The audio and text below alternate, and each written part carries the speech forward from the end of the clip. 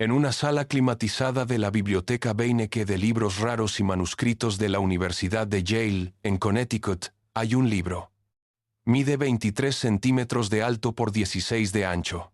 Tiene 240 páginas de pergamino de piel de cabra.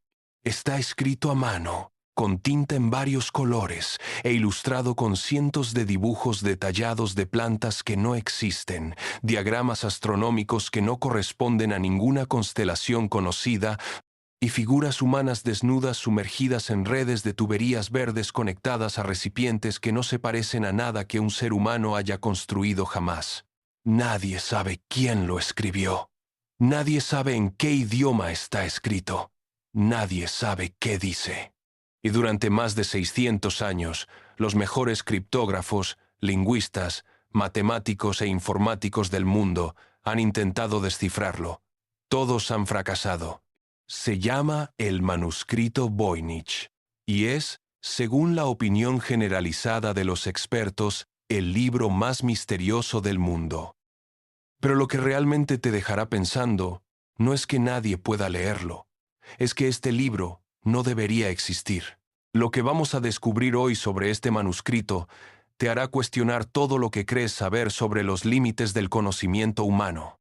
El manuscrito lleva el nombre de Wilfrid Voynich, un anticuario y comerciante de libros raros de origen polaco que lo adquirió en 1912.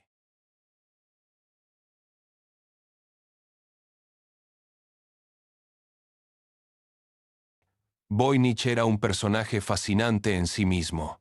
Había sido un revolucionario político en la Polonia ocupada por Rusia, había sido encarcelado en Siberia, había escapado y acabado en Londres, donde se casó con la hija de un famoso matemático y se reinventó como comerciante de libros antiguos. En 1912, Voynich viajó a Italia y visitó la Villa Mondragone, un palacio renacentista cerca de Roma que los jesuitas utilizaban como sede. Allí, entre una colección de manuscritos que los jesuitas estaban vendiendo discretamente para financiar sus operaciones, encontró un libro que no se parecía a nada que hubiera visto en su carrera. Un libro escrito en un alfabeto que no reconocía, ilustrado con imágenes que no tenían sentido, y que llevaba adjunta una carta fechada en 1665. La carta estaba firmada por Johannes Marcus Marci, rector de la Universidad de Praga, y dirigida a Athanasius Kircher, un erudito jesuita célebre por intentar descifrar los jeroglíficos egipcios. Marci le pedía a Kircher que intentara descifrar el manuscrito, que según le habían dicho había pertenecido al emperador Rodolfo II del Sacro Imperio Romano, quien supuestamente lo había comprado por 600 ducados de oro, una fortuna. Y Marci añadía un detalle que resulta clave. Decía que el manuscrito había sido atribuido al fraile franciscano Roger Bacon, un erudito inglés del siglo XIII conocido por sus trabajos en óptica, alquimia y criptografía. Si el manuscrito era obra de Roger Bacon, tendría más de 700 años. La atribución a Bacon no era casual. Bacon fue uno de los intelectuales más adelantados de su época. Escribió sobre lentes, sobre pólvora, sobre máquinas voladoras, siglos antes de que cualquiera de esas cosas se hiciera realidad. Fue encarcelado por la Iglesia por sospecha de herejía y prácticas ocultas. Si alguien en la Edad Media hubiera creado un libro escrito en un código secreto lleno de conocimientos prohibidos, Bacon era el candidato perfecto. Y el comprador del manuscrito, el emperador Rodolfo II, encajaba perfectamente en la historia. Rodolfo II gobernó el Sacro Imperio Romano desde Praga a finales del siglo XVI. Pero gobernar no era lo que más le interesaba. Rodolfo era un obseso de lo oculto. Convirtió su corte de Praga en el centro europeo de la alquimia, la astrología y las ciencias herméticas.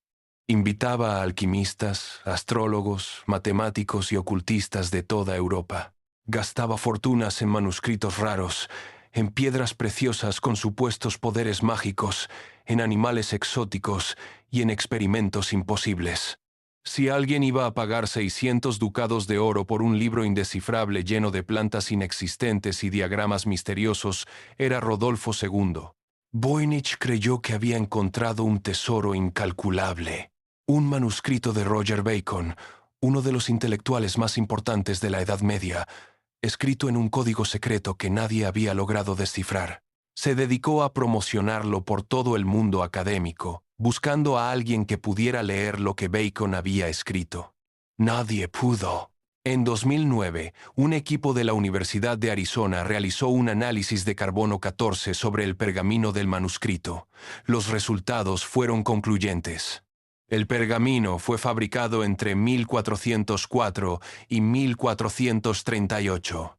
Eso descartaba a Roger Bacon, que murió en 1292, más de un siglo antes de que se fabricara el pergamino, pero confirmaba que el manuscrito era auténtico. No era una falsificación moderna. Era un documento real del siglo XV.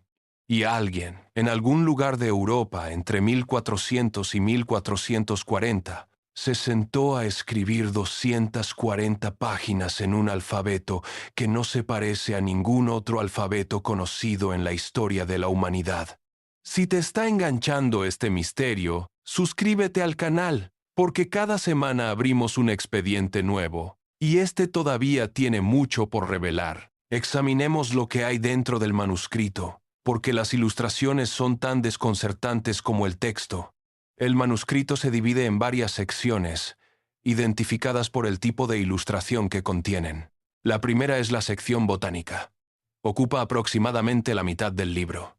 Contiene dibujos detallados de 113 plantas. Están dibujadas con cuidado, con raíces, tallos, hojas y flores claramente representados. El problema es que la mayoría de esas plantas no se parecen a ninguna especie real. Los botánicos han intentado identificarlas durante décadas. Algunas se asemejan vagamente a plantas reales, como girasoles o helechos, pero la mayoría son formas que no existen en ningún catálogo botánico conocido. ¿Son plantas imaginarias? ¿Son representaciones estilizadas de plantas reales vistas por alguien con una comprensión diferente de la anatomía vegetal? ¿O son plantas de una región que todavía no hemos conectado con el manuscrito? La segunda sección es la astronómica. Contiene diagramas circulares que parecen representar estrellas, constelaciones y cuerpos celestes. Algunos contienen lo que podrían ser signos zodiacales, pero dibujados de una forma que no corresponde exactamente con ninguna tradición astronómica conocida. Hay círculos concéntricos, espirales y lo que parecen ser calendarios, pero nadie ha podido determinar qué sistema de medición del tiempo representan. La tercera sección es la más extraña de todas. Se la conoce como la sección biológica o balneológica. Contiene dibujos de figuras humanas, en su mayoría mujeres desnudas, sumergidas en piscinas o baños conectados por una red de tuberías verdes que se ramifican como un sistema circulatorio. Las figuras están dentro de recipientes o canales de líquido, algunas solas, algunas en grupo. No se parecen a nada que se haya encontrado en ningún otro manuscrito medieval. No corresponden a ninguna práctica médica, religiosa o artística documentada del siglo XV. Y a lo largo de todas estas secciones, el texto. Un texto fluido, sin tachaduras, escrito con una caligrafía segura y consistente que sugiere que el autor sabía exactamente lo que estaba escribiendo. No parece la obra de alguien que improvisa o que inventa sobre la marcha. Parece la obra de alguien que está copiando o transcribiendo algo que tiene sentido para él. Y eso es lo que ha vuelto locos a los criptógrafos durante un siglo. El primer intento serio de descifrar el manuscrito lo realizó William Friedman, probablemente el criptógrafo más importante del siglo XX. Friedman fue el hombre que descifró Purple, el código militar japonés durante la Segunda Guerra Mundial. Su trabajo salvó miles de vidas y contribuyó directamente a la victoria aliada en el Pacífico. Después de la guerra, fundó lo que se convertiría en la Agencia de Seguridad Nacional de los Estados Unidos, la NSA. Friedman dedicó décadas de su vida libre al manuscrito Voynich. Formó equipos de criptógrafos expertos que trabajaron en el texto utilizando las mismas técnicas que habían descifrado los códigos más sofisticados de la historia militar. Análisis de frecuencia de letras, búsqueda de patrones repetitivos, comparación con todos los sistemas de cifrado conocidos. Ninguna técnica funcionó. Friedman murió en 1969 sin haber descifrado el manuscrito. En sus notas privadas dejó escrita su conclusión final. Creía que el texto estaba escrito en un lenguaje artificial, una lengua inventada con una estructura gramatical propia que no correspondía a ningún idioma natural. Durante la Guerra Fría, la propia NSA asignó analistas al manuscrito. El documento MS-408 de la NSA, desclasificado décadas después, confirma que la agencia de inteligencia más poderosa del mundo dedicó recursos al Voynich. Tampoco pudieron descifrarlo. Esto es lo que hace al manuscrito Voynich diferente de cualquier otro código de la historia. No es que sea difícil, es que resiste todos los métodos. Los códigos militares más sofisticados del siglo XX fueron descifrados en meses o años. El Voynich lleva 600 años sin rendirse. ¿Qué teorías existen para explicar este manuscrito? La primera, y la más incómoda para los románticos del misterio, es que el Voynich es una falsificación, un engaño elaborado, creado para estafar a algún coleccionista rico.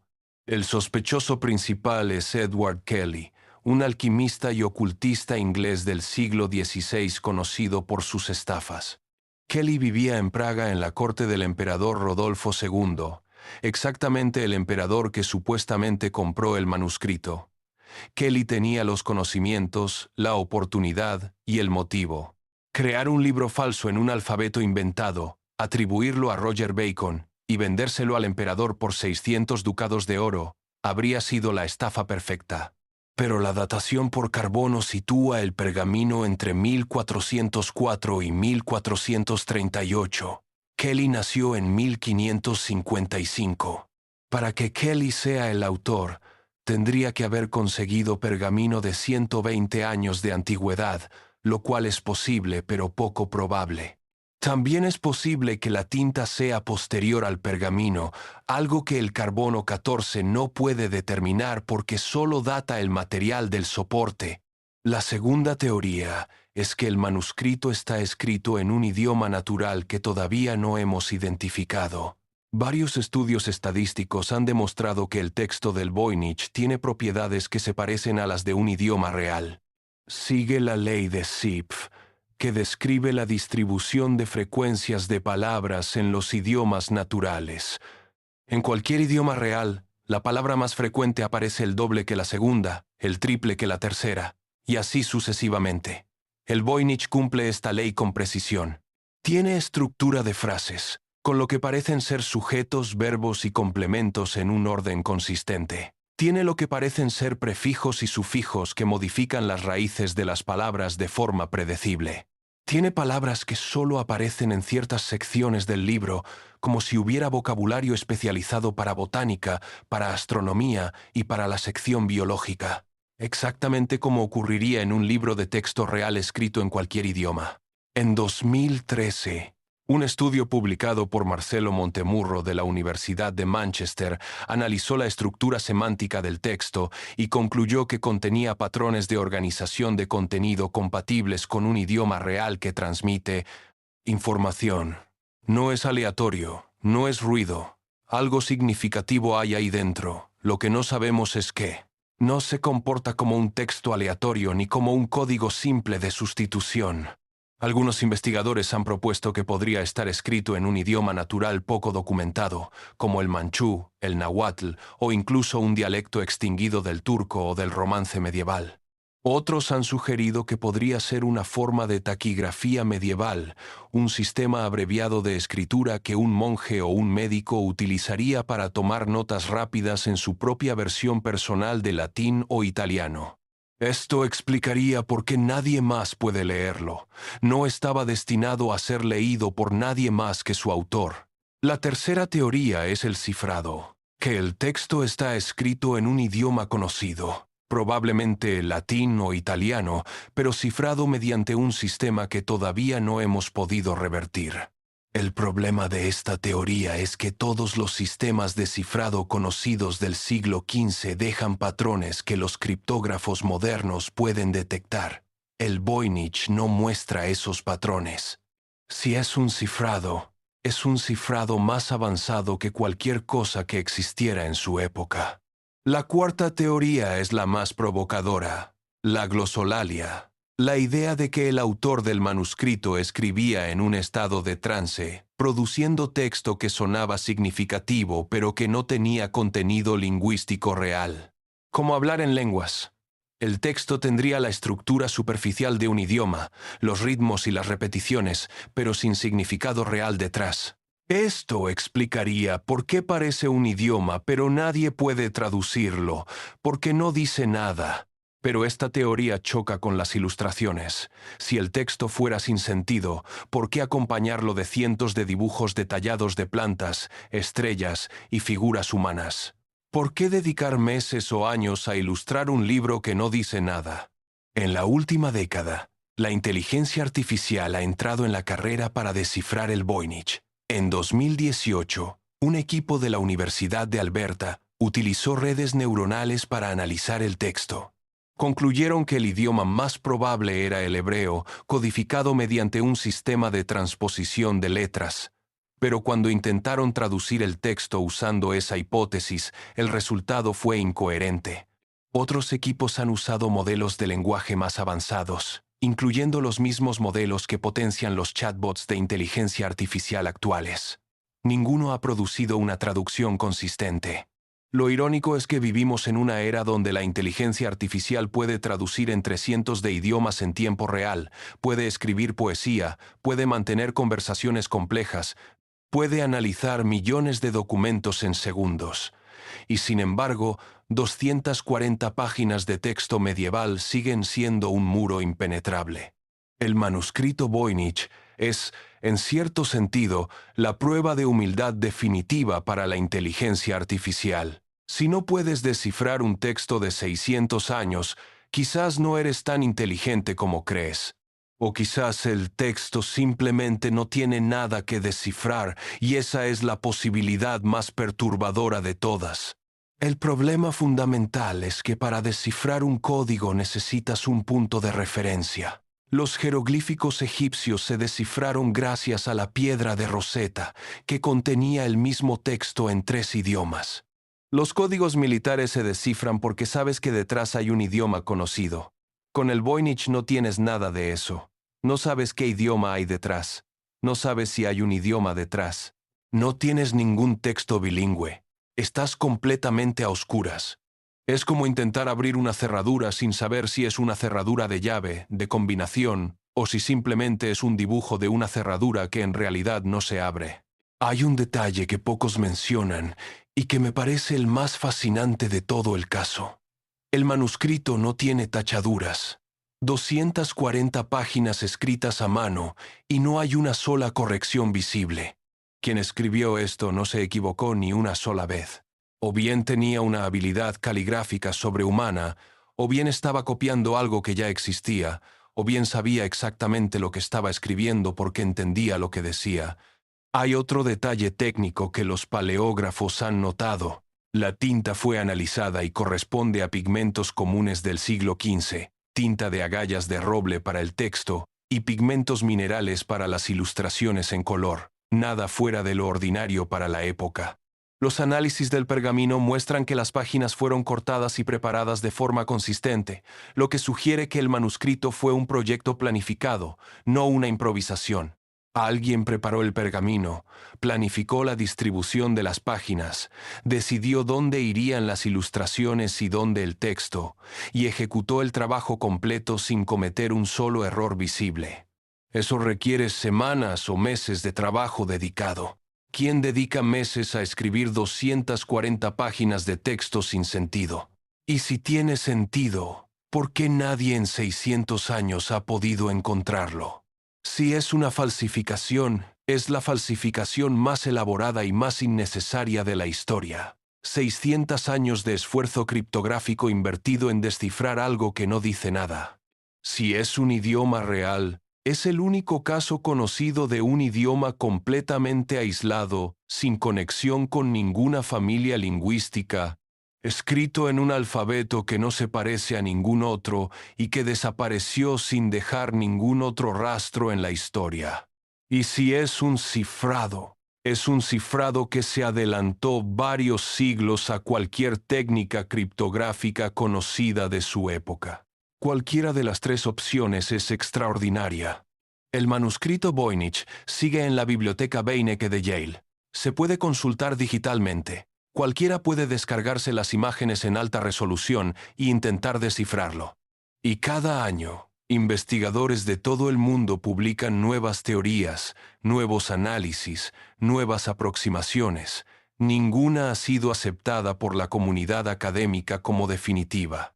El libro más misterioso del mundo sigue sin rendirse. Lleva 600 años callado, y quizás siga callado para siempre. Porque hay una posibilidad que nadie quiere considerar pero que es perfectamente real, que el manuscrito Voynich simplemente no se pueda descifrar, que no tengamos ni tendremos nunca la información necesaria para leerlo, que sea un misterio sin solución posible. ¿Tú qué crees? ¿Falsificación medieval, idioma perdido, cifrado adelantado a su tiempo o algo completamente diferente? ¿Y qué crees que significan esas plantas que no existen y esas mujeres en piscinas verdes?